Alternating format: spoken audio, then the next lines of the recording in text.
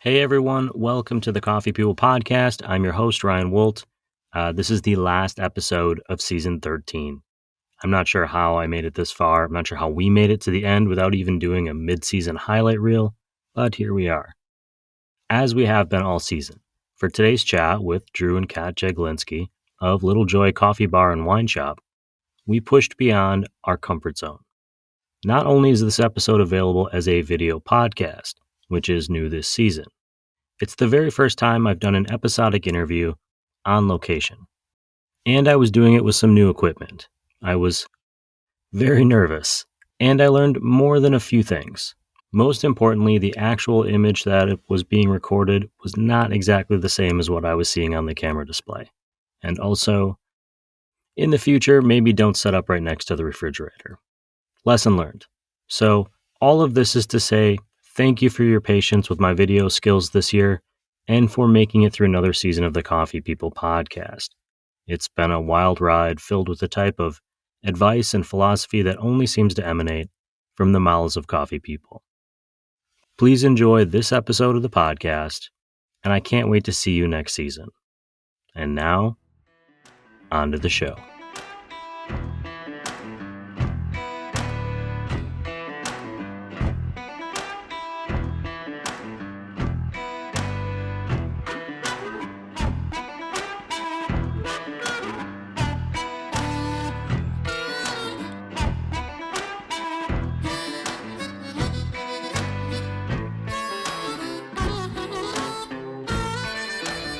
And then I will have we'll have you kind of start just by the easiest part is for me is I would say welcome to Coffee People, the Coffee People podcast. Although today we're doing coffee and wine. Yeah.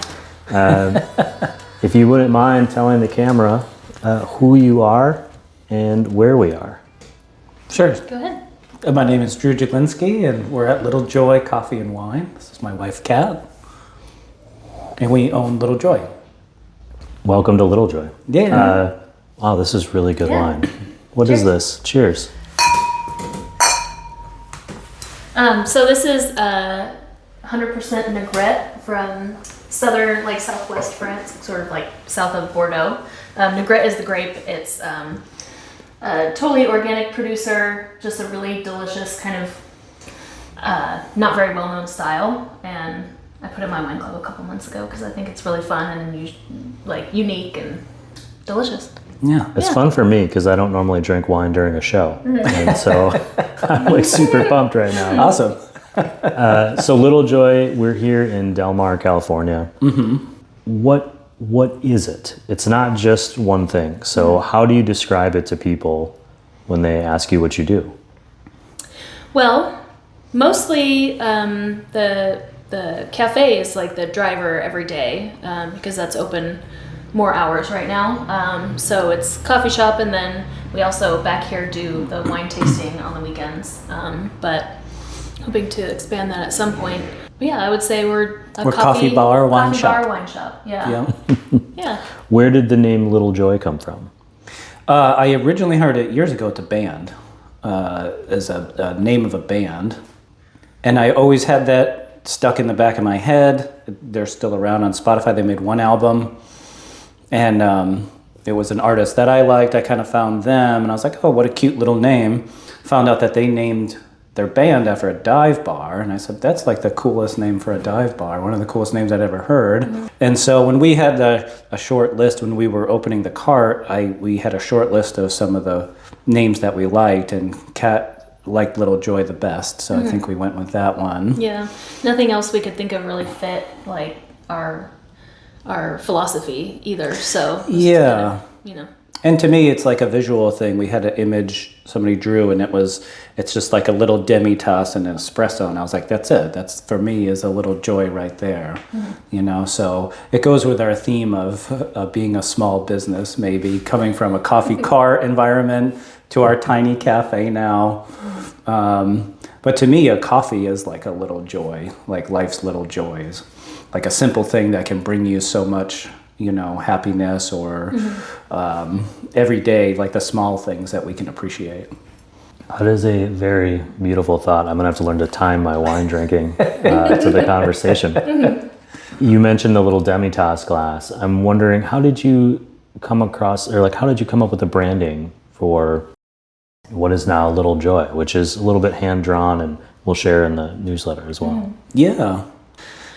Well, we do kind of everything kind of ourselves mostly, and it's just been community helping us out. So when I was approached by Steve to take over the cart, I really wasn't sure what to do, and we had happened to have a vacation coming up, and so we kind of went on the vacation, decided, yes, I'm going to do the cart thing. I'm going to go out on a limb and try to pick up this business and try to get momentum in Del Mar and keep growing it. And so we came back from that trip, and I think I had about 4 weeks to basically start a company. So the pressure was on for like anything we were going to brand, anything we were going to come up with. We kind of had the name. And I worked with actually another friend in coffee. Everybody that's been a graphic designer for us has been a fellow barista. Of course.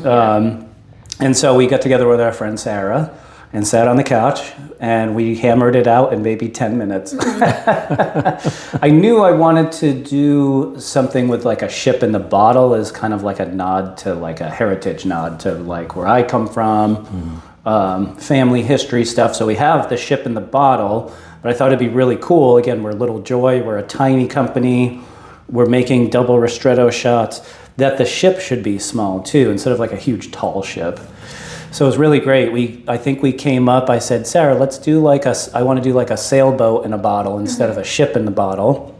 And she came back with almost like a yacht. And I was like, well, no. And then I found an image from a Portuguese maritime museum website, and it was like the perfect little like 2-sail kind of sailboat that I wanted to use. And so we just kind of used that. We combined everything, and she came up with the image and the script and everything pretty quickly because we had just like 3 weeks left to put a sign up or have a website and social media and all of that stuff. So, and I want to kind of get into the story of like buying the cart. You mentioned Steve. We're talking about Steve Rail from Zoom Bar. But I'm going to press pause and just see if this worked. Okay. Sure.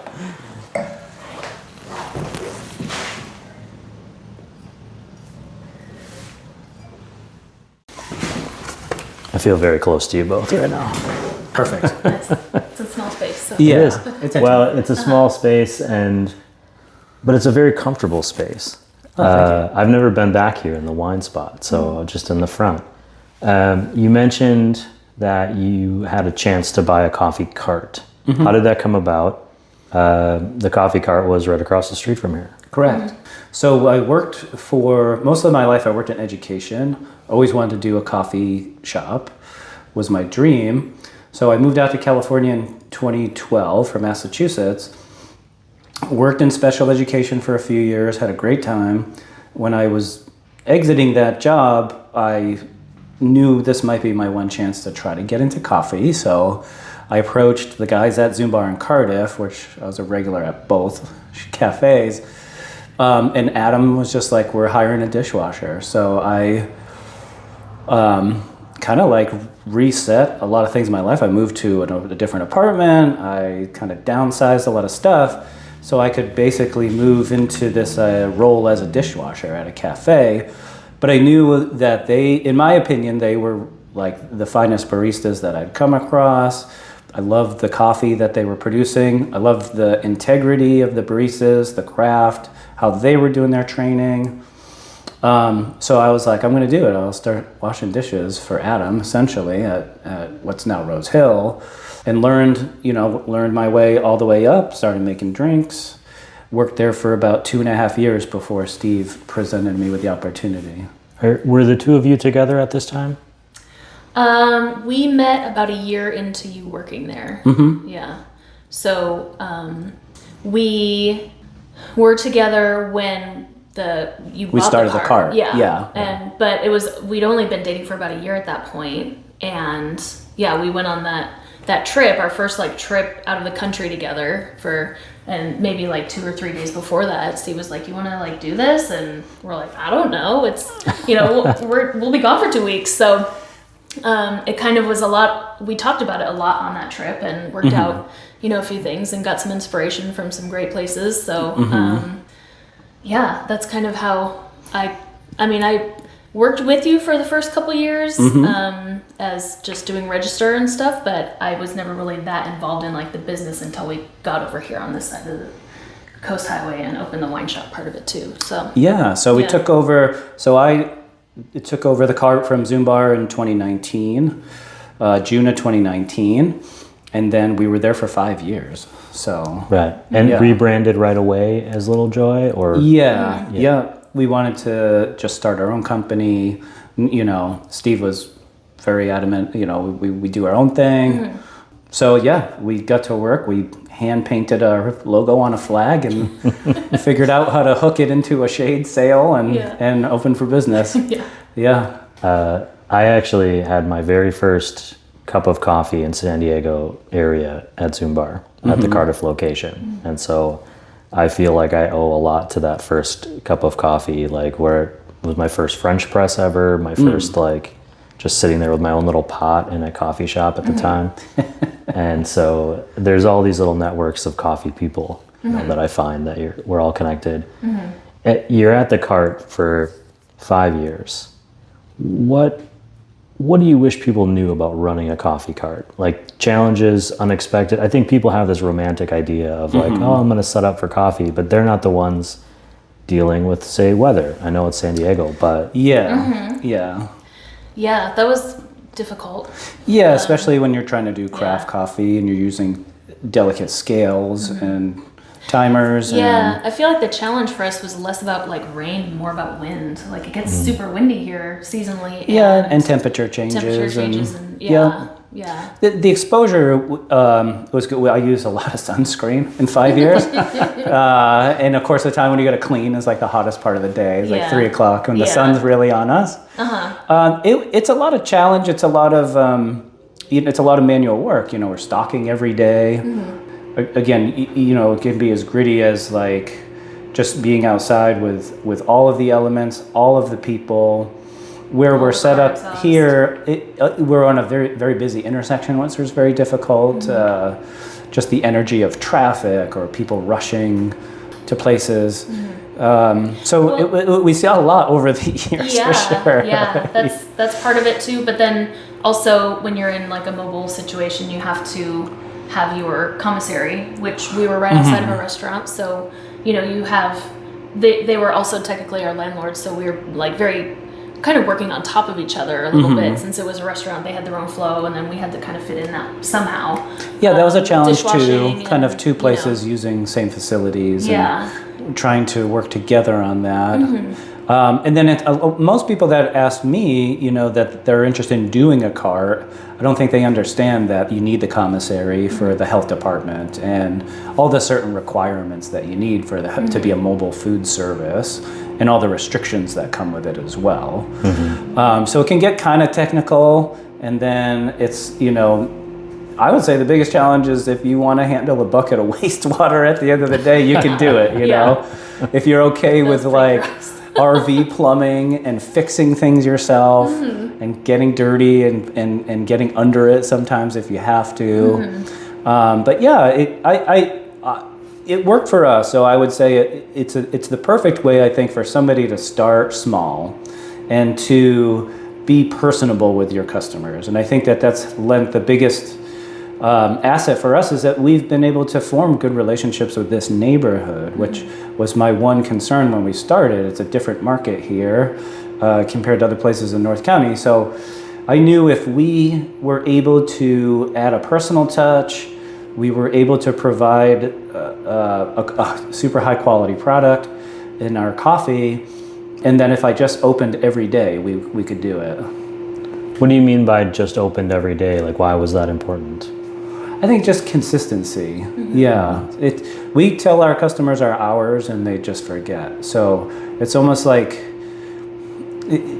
I think we're getting to this point where like a lot of coffee shops are just people take it for granted they're open. So if it does rain, maybe that's going to hamper you that day. When we first opened, I did 7 days a week for 4 months.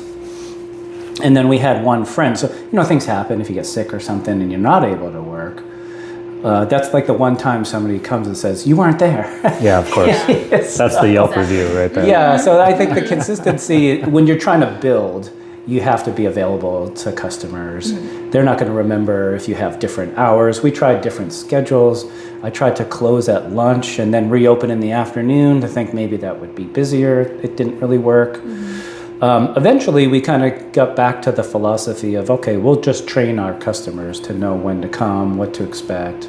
It was a pretty unique setup over there with pretty unique challenges. Of course, in 2020, right, we have the pandemic happened. I don't remember. And then there's plenty of wine. And so that was just like another challenge that we had to figure out. But again, we were making craft coffee outside, which is a huge asset. Eventually, people were like, "Oh, this is we can do this." Yeah. And then in this town, everybody got to stay home and didn't go to their office or whatever, even if it's just Sorrento Valley. And the restaurant all of a sudden wasn't opening, and people saw that we were independent of the restaurant. So that's maybe another challenge if you're doing a cart and you're affiliated with other spaces. I think you always want to look independent because people want to support a little place. With the restaurant, I knew the challenge was people couldn't tell if they had to go to the restaurant to access the coffee, if we were like a supplementary service to their brunch or something, where my job was to make sure the cart stood out, looked different, looked clean, and was noticeable on a busy highway. Everybody would say, "Oh, you have like such a great location, but we're in such a busy corner. People might see us, and then a stoplight later, they're too far already to park or turn around or something." So, yeah, it was fun. I definitely recommend it as a starting point for people because it's a little cheaper. If you're willing to just work, I had a simple goal of making $200 a day, and I knew if I did that, we could get somewhere, And it was tough. Some days you're at 150 and you gotta just go home and dust off and come back at it again. But it's a great opportunity to start so you can build a client base. And people like to see small things trying to do something without a lot of money, without like maybe financial backing from other groups.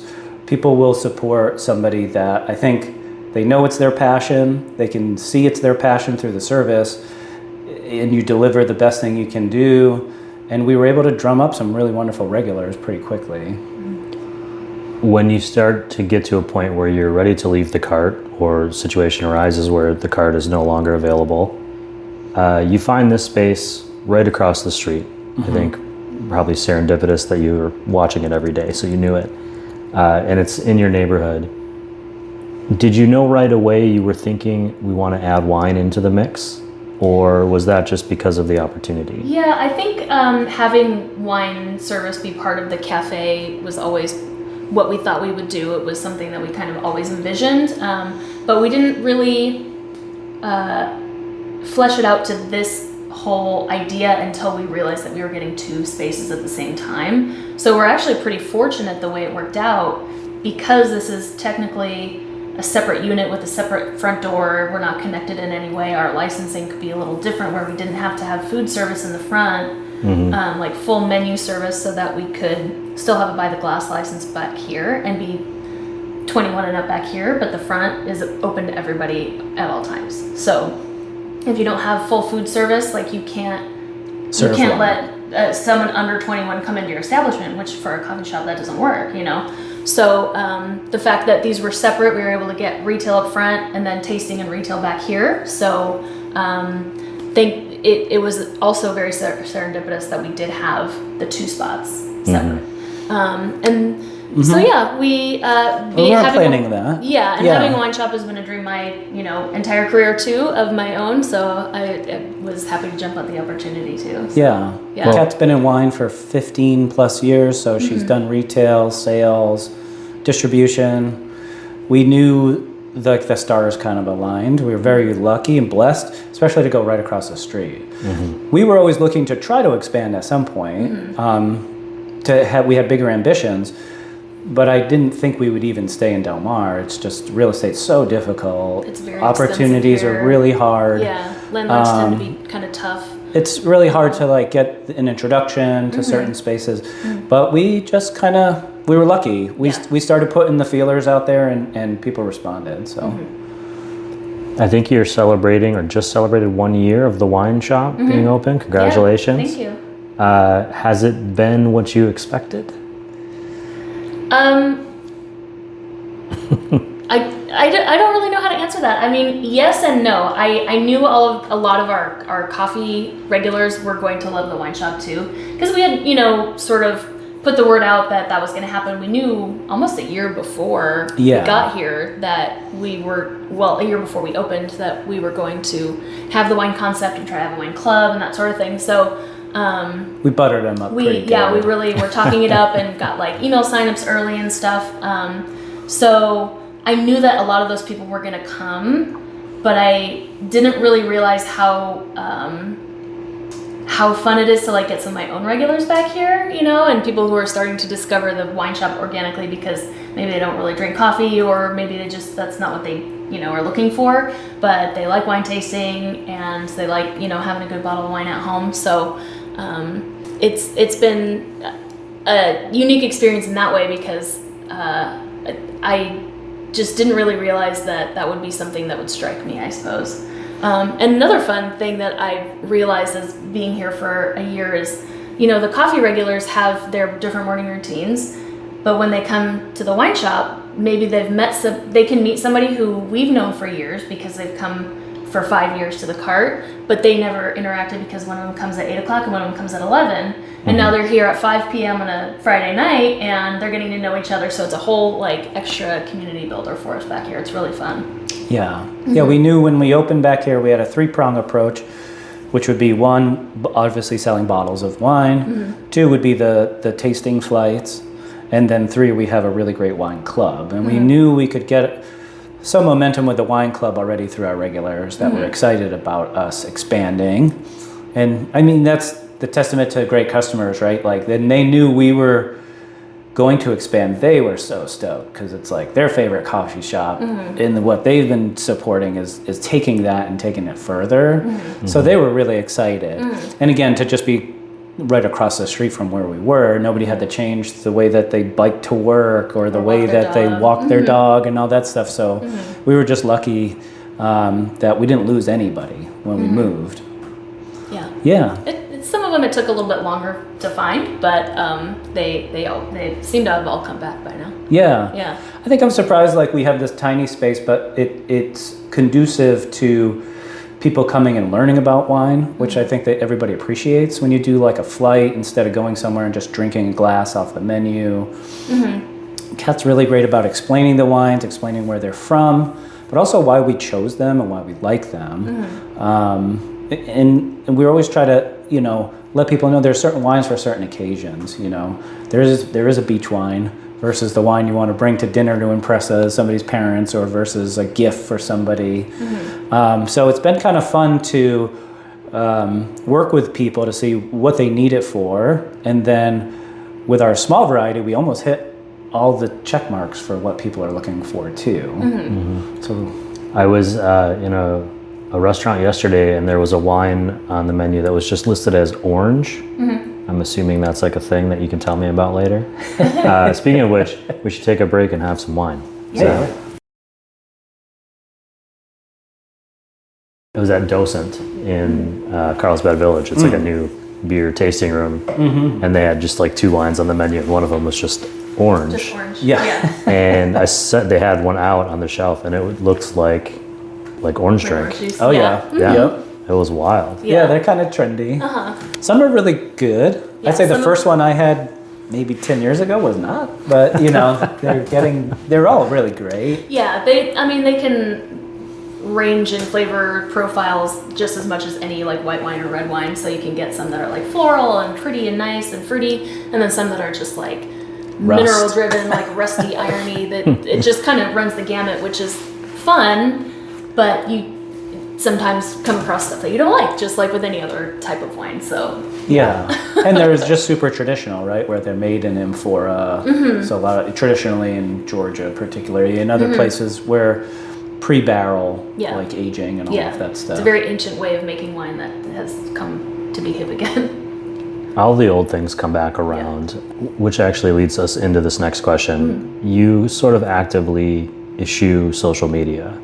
When I compare Little Joy coffee shops, like social media to other coffee shops, it's almost non-existent, which I love personally.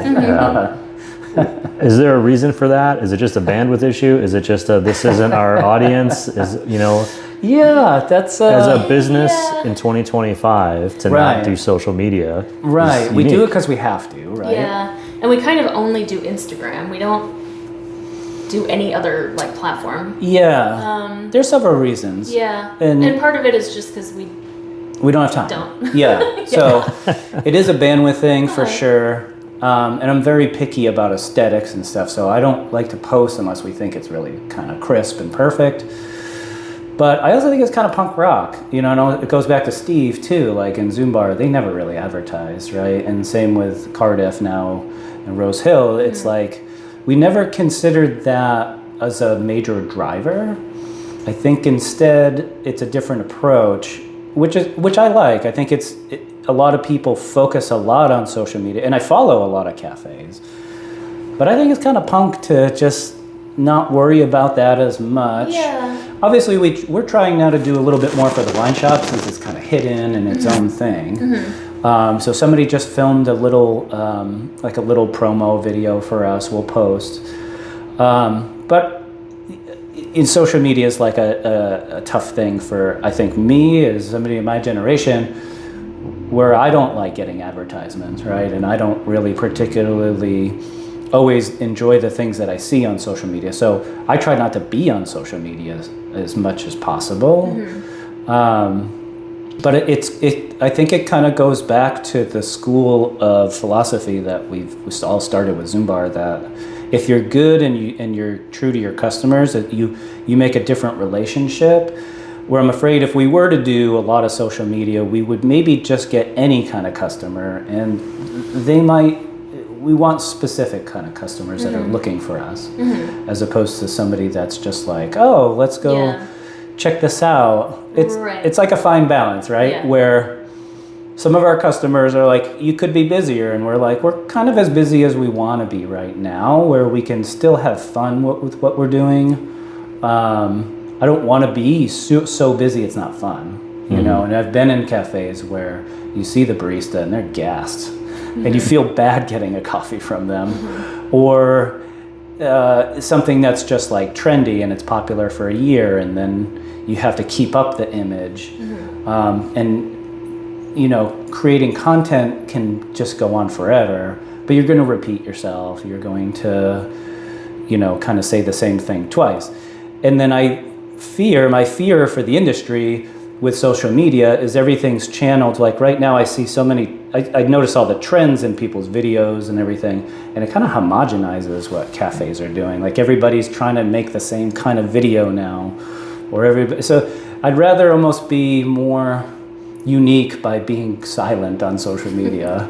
There's actually a trending thing right now where you can see over generations how we're using less colors as a society. Cars are almost exclusively a gray tone, silver, white, black now.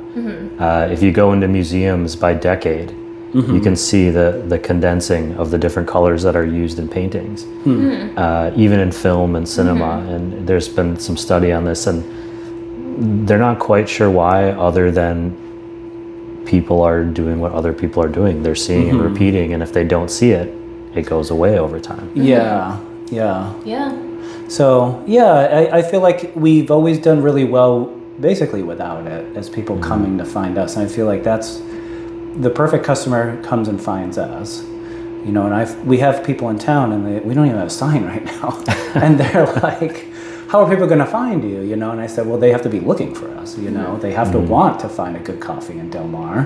They got to want kind of what we're doing, and then I think they are finding us still. So it's kind of, maybe either miraculous or it just shows that you don't have to do what everybody else is doing. One of the things I was hoping you could do for us today is I've been asking a lot of entrepreneurs for advice.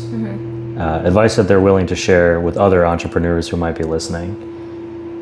In both of your situations, I know it's one, but it's two. It's a very relatively small space. You're working together. You are partners in your life. How do you survive? What advice would you offer someone else who's one, going to work in a small space, and two, thinking about working with their partner? Do you want to start that one? Well, I was going to say, whenever we do get a few days off, we usually go somewhere where we don't have to see anybody else True. at all. True. Like we get as far away from as we can as possible, and or even not that far away, just as remote as we can, and take some time to read a book and sort of reconnect.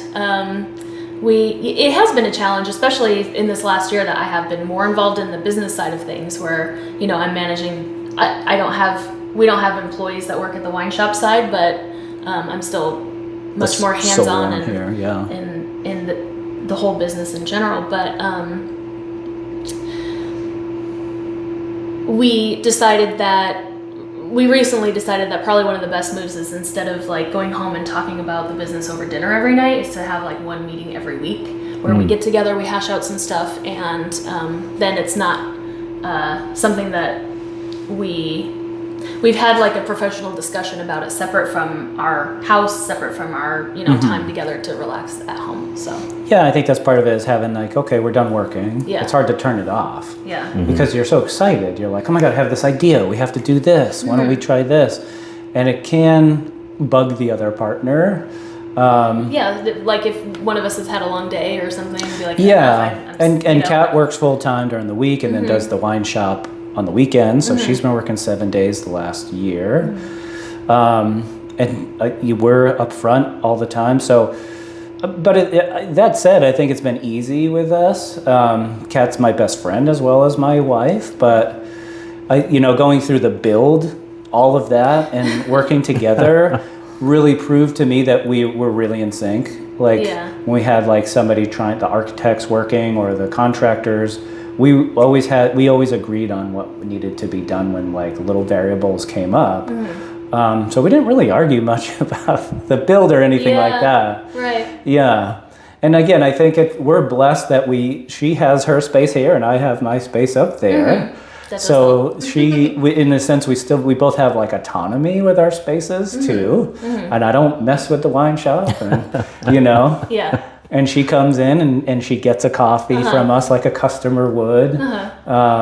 So it's a fine balance. It's I think that's it though, is maybe trying to make that distinction where you can work as much as you can, but you got to at least like set times where you're not going to work. I don't understand what you're saying right now. I think I can hear you saying it, but I'm not understanding. It's almost just dedicating time to not working. Yeah. We're kind of, I'm a little bit more mid-career. We're both like mid-career. So it's like, okay, it's exciting to start a business, but it can get to you if I feel like we just think about it constantly, and that's what will get you burnt out. If you forget that you should just be having dinner and talking about fun stuff. Yeah. So I think it's just about kind of like compartmentalizing, where again, it can be, you can talk about it all day and night, and you're like, oh my God, I forgot about this for taxes, or we got to call this person. It goes on and on and on. It's never ending. Yeah. So maybe it's like, how many croissants do you think we should order tomorrow? Yeah, stuff like that. So maybe it's just like 6 p.m. You got to go back to just being partners and friends, and have a romantic life, go out. Just so that everything doesn't carry all the way till you fall asleep, because it can. If you're really excited about your business, you're just going to try to keep figuring it out as you go. Yeah. So we've done pretty well for a year. I know. Yeah.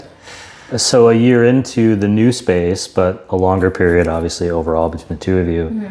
How are you deciding to measure success? That's a good question. Yeah.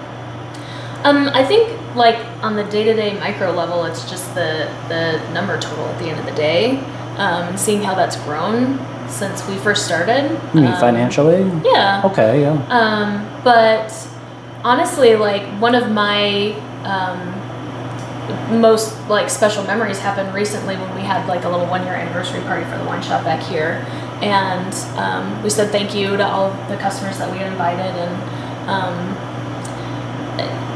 so many people were thanking us for being here because they've met so many friends and felt like they're more of a part of the community. Del Mar is an interesting town in that half the houses are empty like most of the time because there's a lot of short-term rentals. A lot of people are just here seasonally and that sort of thing. And stuff too. But the people who do live here and want to have community like didn't really have a place to do that before we came around.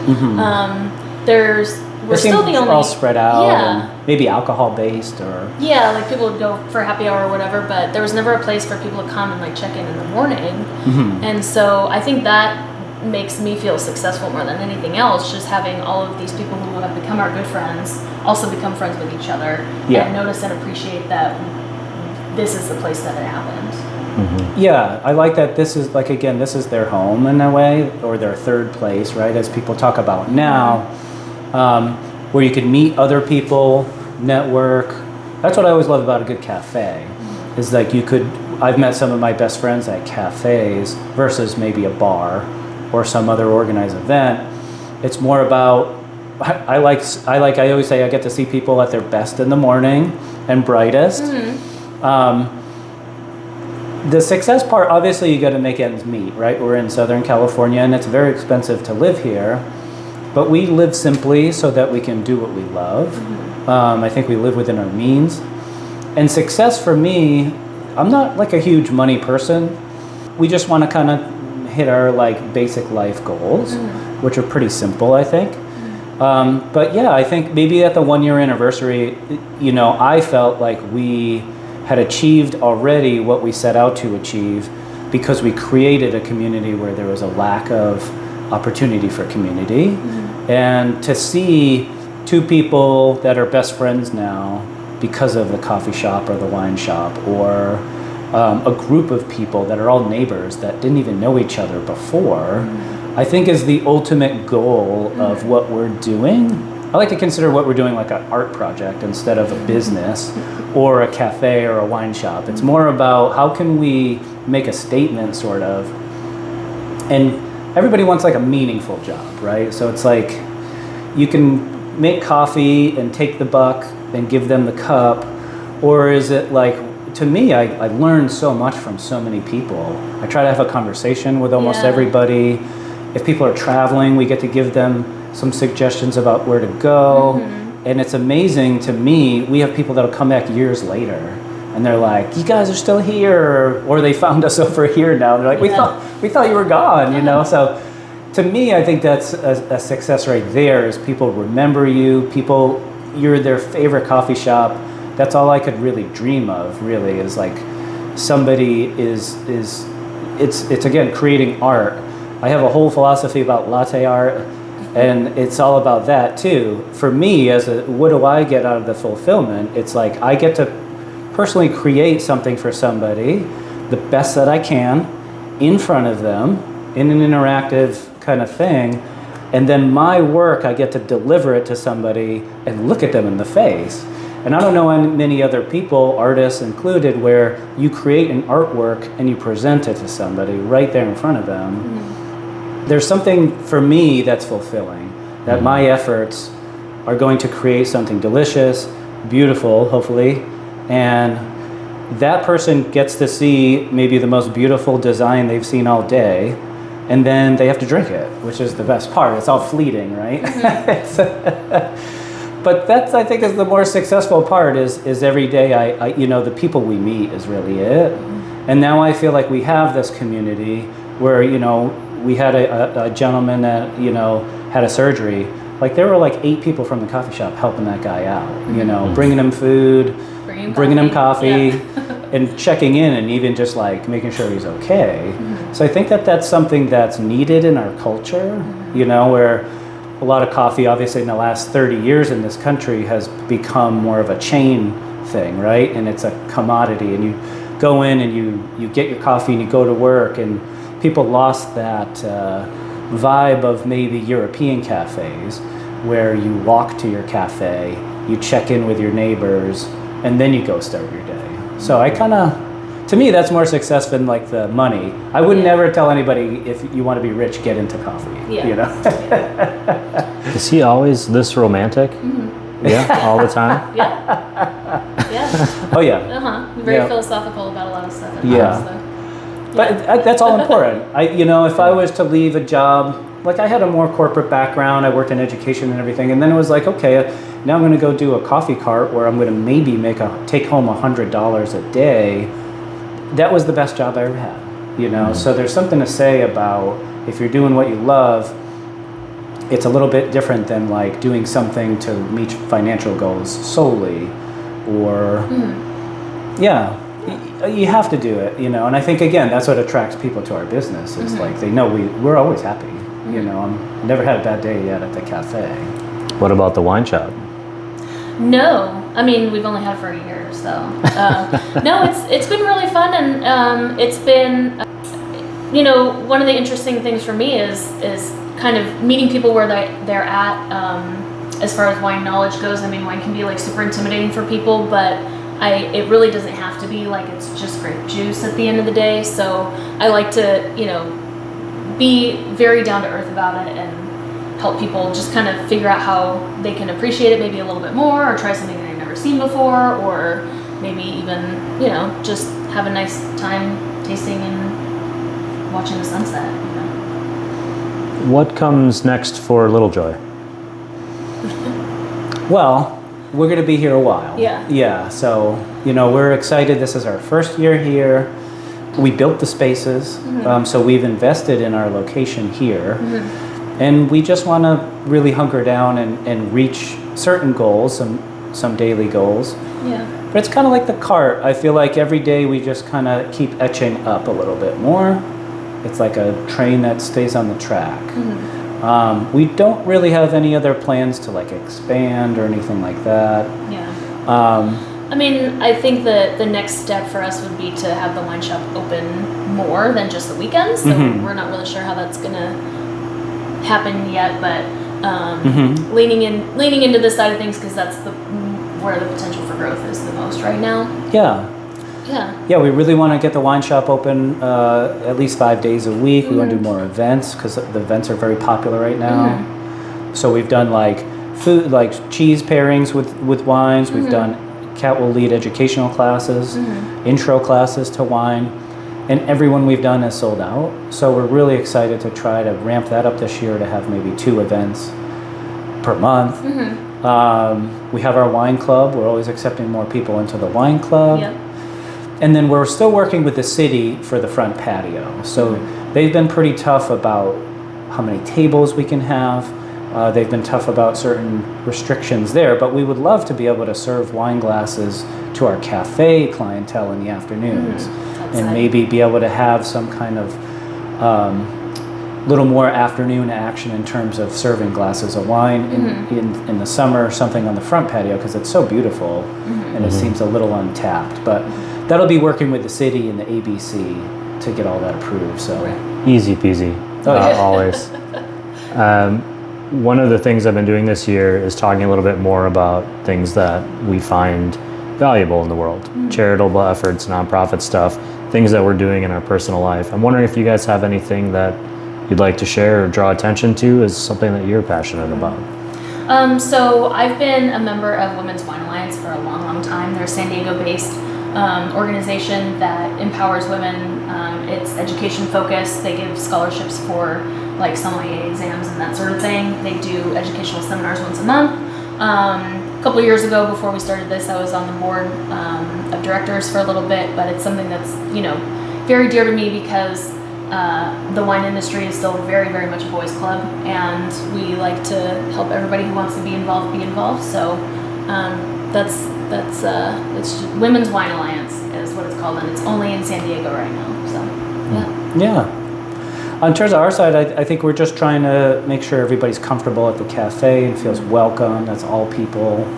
With everything in politics going on right now, there's a lot of division. So, our effort is to keep uniting people instead of the opposite. And I think the cafe can continue to do that as a safe place for people to meet and learn from each other. And again, it being a positive community place where people who maybe never thought they would meet can actually interact and learn from each other. Especially here, it's like we get to meet so many international people. We get to hear everybody's opinions about stuff.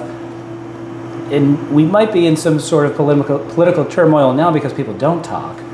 And people don't have the beginning of dialogue.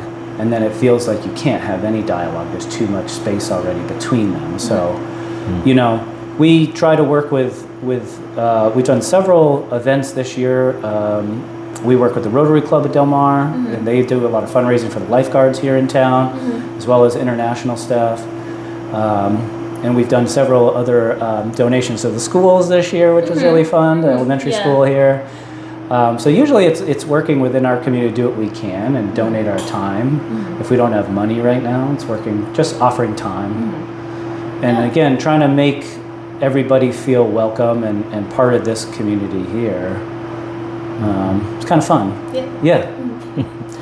What did I miss? What do you wish people knew about you, if anything? Or did we cover everything there is to know? That's it. We're here. People need to know we're here, So the wine shop right now is open Friday evenings and then Saturday, Sunday days. But if somebody's looking for it, you'll see the cafe up front and there's a little hallway, and then the back unit is the wine shop. So we're back here. And we still don't have a sign out, so I think that's part of our visibility problem right now. But we've got a little A-frame when I am open, so if you're looking, we're here. Yeah, it's like a speakeasy. And we also have a wonderful ocean sunset view in the evenings. I'm looking out the window right now. I was watching whales all last spring. It was really fun. So it's not a bad venue to sip wine. Yeah, exactly. Yeah. I need some house binoculars sitting here. I know, I will. Yeah, I think people, we live in North County, and again, Del Mar usually gets a bad rap for, being touristy or hard to get to or hard to park at. But I really think that it's one of the most beautiful of the towns in North County. If you walk around here, there's all kind of alleyways, or if you go up the hill, there's some of the most unique architecture in San Diego. And everything too. Everybody has amazing yards. Yeah. Trees and everything everywhere. So it's to come grab a coffee and walk around here is definitely worth it. I think the beaches here have a very unique vantage point where you can see from La Jolla to Oceanside. So it's very beautiful. I think people in general in North County tend not to come to Del Mar, but it's worth it if you come grab a coffee and just walk around, And we're a younger business here, so we're trying to kind of change what people think of town, right? And try to almost bring new energy, new effort, new passion to a place where maybe it was kind of lacking for a bit.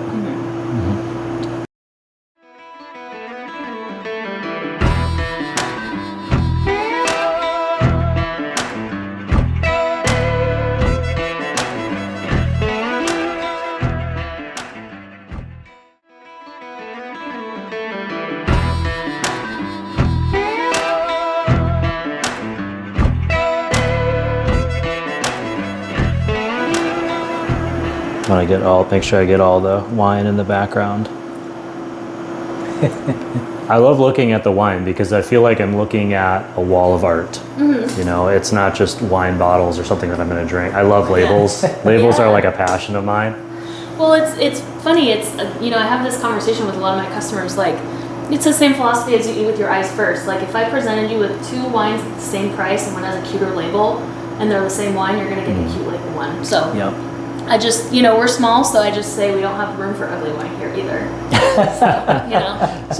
Well, it's heartbreaking when a delicious wine is in a very bland label. Yeah. So we've even thought about having an ugly duckling kind of thing or something.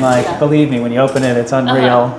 sometimes you taste stuff, but maybe they're very old school, very old school producers in Europe. Well, that leads me to my last question for you both. It's two parts for you guys, since we've got two things going on. And the first is, if you get away, you're away from the shop, and you stop to get a cup of coffee somewhere, what are you going to order? Depends on if it's hot or cold outside. Usually I'll do a cortado or like a tiny iced Americano. I like a macchiato or an espresso. And then the same thing, that afternoon, you've been out remoting it alone, but you stumble into this wine shop in the middle of nowhere. What are you going to order? First, I'm going to ask the person working there what they like, because usually the people who are working at wine shops have a favorite and that stuff that they're very excited about. And it's fun to engage with people who work at wine shops and wine bars, because they always are a wealth of knowledge and love to talk about it. But usually I'll go for something white or rosé, like high acid, super refreshing, especially if it's in the afternoon still. I like to stay on the lighter side of things. Same. I usually have to look at her and say, what should we get? Something unique. But yeah, we love rosés and chilled wines when the sun's up. And then we get into the reds if it's a little darker. I usually try to find unique stuff. I love Italian wine, so we're always into what's Italian on the menu. But open to anything, really. Yeah. Anything Portuguese I'll order. Yeah. But yeah. Yeah. And we're excited. There's lots of fun new places opening that are finding unique wines and finding really good bottles. So there's a lot of fun stuff to explore still. Well, I really appreciate, one, you've invited me into your space, so thank you. And the time, and our third guest, our cooler over here, which I'm sure we're going to be hearing a little bit of during the show, something to know, a learning experience. But thank you guys for being on Coffee People. Oh yeah, thank you very much. Thanks for having us. There, that was it. Cool. Perfect. I hope that was not too painful. No. That was easy. We could just talk about ourselves all day. Yeah. Hopefully we were good.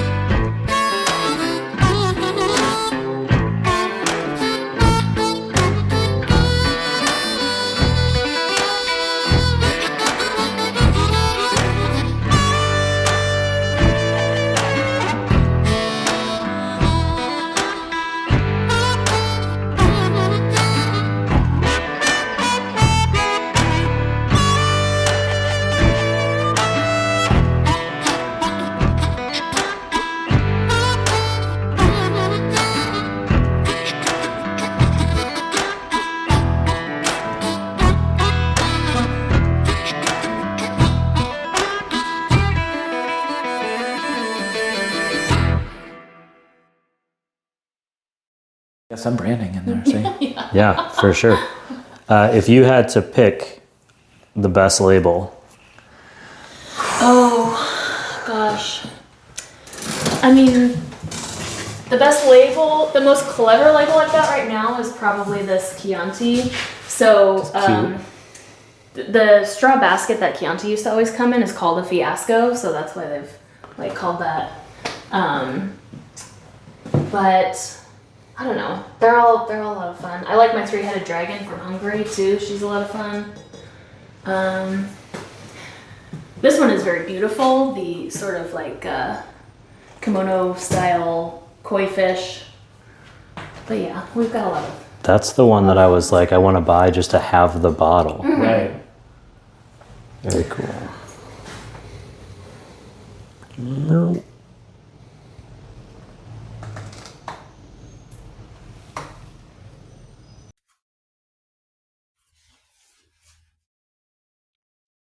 I think it looks all right. A little rowdy.